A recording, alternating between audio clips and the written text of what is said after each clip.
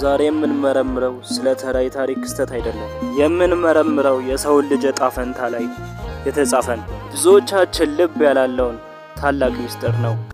መጽሐፍ ቅዱስ ስለ መጨረሻው ዘመን ዓለም ወደማይመለስ ጥፋት የሚከቱ አራት ኃያላን መላእክት እንደሚፈቱ ይነግረናል። ለመሆኑ እነዚህ መላእክት እነማን ናቸው?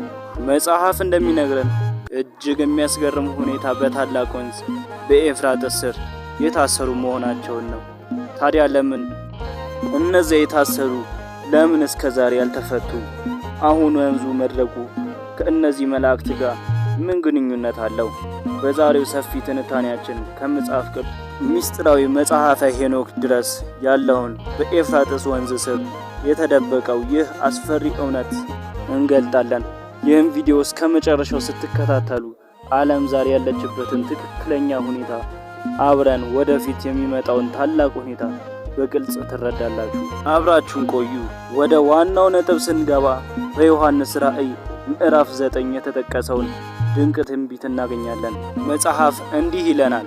ስድስተኛው መልአክ መለከቱን ሲነፋ አንድ ድምፅ ከእግዚአብሔር ፊት ካለው ከወርቅ መሠዊያው ቀንድ ውስጥ እንደወጣ ይነግረናል። ያ ድምፅ እንዲህ ይለናል፣ ከታላቁ የኤፍራጥስ ወንዝ ውስጥ የታሰሩትን መላእክት ፍታቸው። በመንፈሳዊ ዓለምም ሕግ መሠረት ቅዱሳን መላእክት የእግዚአብሔርን መልእክት ፈቃድ የሚፈጽም እንጂ አይታሰሩም። እስራት የወደቁት መላእክት ወይም የአጋንንት ቅጣት ነው። እነዚህ የወደቁት መላእክት ኤፍራጥስ ወንዝ የታሰሩ መጽሐፍ ቅዱስ እንደሚለው የተወሰነ ሰዓት፣ ቀን፣ ወርና ዓመት ተዘጋጅተው ቆይተዋል። ይህ ማለት የእነሱ መፈታት በአጋጣሚ የሚከሰት ሳይሆን ዓለም ለፍርድ የምትዘጋጅበት ጊዜ እንዲፈጸም የተፈረደ መለኮታዊ የጊዜ ሰሌዳ ነው። ለመሆኑ እነዚህ መላእክት ሲፈቱ ምን ይከሰታል? መጽሐፍ እንደሚነግረን የሰዎችን ሲሶ ወይም 1/3 የሚሆነውን እንደሚገድሉ ስልጣን ተሰጥቷቸዋል። ይህ ማለት በቢሊዮን የሚቆጠሩ ሰዎች ያልቃሉ ማለት ነው። ከእነርሱ ጋር 200 ሚሊዮን የሚሆኑ አስፈሪ የጦር ሰራዊቶች ይከተሏቸዋል። ይህ ሰራዊት ምድራዊ ሳይሆን መንፈሳዊና አጥፊ ኃይል እንደሆነ መረዳት ይኖርብናል።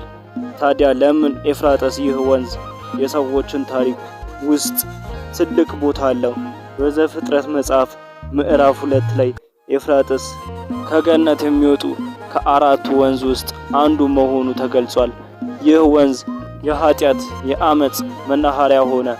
ታሪኩን እንመልሰውና ወደ ኋላ ስንመለከት የመጀመሪያው ግድያ ቃየል ወንድሙን አቤልን የገደለው እዚሁ አካባቢ እንደሆነ ብዙ ሊቃውንት ይስማማሉ። ናምሩድ የባቢሎንን ግንብ የገነባው በኤፍራጥስ ዳርቻ ላይ ነው። ታላቁ ባቢሎን የጣዖት አምልኮና የአመጽ ማዕከል ሆና የቆየችው ከዚሁ ቦታ ላይ ነው። አራቱ አጥፊ መላእክት በዚሁ ወንዝ ስር የታሰሩባቸውን ትልቅ መንፈሳዊ ትርጉም አለው። ኤፍራጥስ ቅድስና የተጀመረበትና ኃጢአት የበዛበት ስፍራ ነው። አሁን ወንዙ እየደረቀ መምጣቱ ያ የታሰረው ክፉ መላእክት ወደ ምድር የሚለቀቅበት ጊዜ መድረሱን የሚያሳይ ትልቅ ምልክት ነው። ወንዙ የኃጢአትና የቅጣት ድንበር ሆኖ እየፈረሰ ይመስላል። ይህንን ምስጢር ሆኖ ቆይቷል። አሁን ግን ያ ድንበር እየፈረሰ ይበልጥ ግልጽ የሚያደርግልን ደግሞ ጥንታዊ መጽሐፈ ሄኖክ ነው። ይህ ሄኖክ ስለ ትጉሃን መላእክት ውድቀት በዝርዝር ይነግረናል። እነዚህ መላእክት ከሰማይ ክብራቸው ወርደው የሰው ልጆችን ውበት አይተው በመመኘት ዓለምን አረከሱ። በተለይ አዛዜንና እስማዜን የተባሉ መሪዎቻቸው ለሰው ልጆች ያልተገባ ዕውቀትን አስተማሩ። የጦር መሳሪያ አሰራርን፣ አስማትን፣ ኩንና ጌጣጌጥን ሰውን ከፈጠረው ከእግዚአብሔር እንዲርቅ አደረጉት። በዚህ ጊዜ እግዚአብሔር እነዚህን መላእክት በሰንሰለት አስሮ ከምድር ጥልቅ ስፍራ እንዲቆዩ ፈረደባቸው። ሄኖክ እንደሚለው እስከ 70 ትውልድ ድረስ በጨለማና በስቃይ ታስረው ቆይተዋል። በዮሐንስ ራእይ የተጠቀሱት አራቱ መላእክት የእነዚህ የወደቁ ኃይላት መሪዎች እንደሚሆኑ ይገምታል።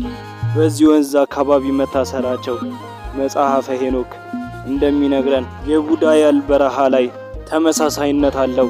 አሁን ወንዙ ሲደርቅ የምንሰማቸው እንግዳ ድምጾችና የምናያቸው ጥንታዊ ዋሻዎች በመጽሐፈ ሄኖክ እንደተጠቀሰው የእስራት ዘመንን እያበቃ መሆኑን ያበስራሉ።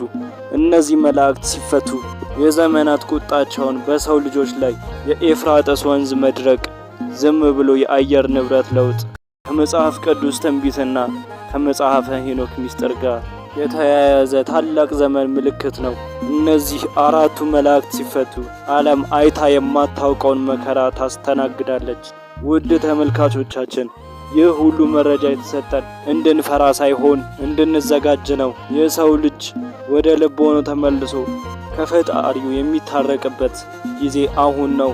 ከኤፍራጥስ ወንዝ ውስጥ የታሰረው ምስጢር ምናልባት ጠርተውት ሊሆን ይችላል። ታዲያ እናንተ ዝግጁ ናችሁ? በዛሬው ትንታኔዎቻችን ላይ ያላችሁን አስተያየት ኮሜንት ላይ ያስፍሩልን። ይህ ቪዲዮ ለሌሎች እንዲደርስ ላይክ እና ሼር ማድረጋችሁን እንዳይረሱ።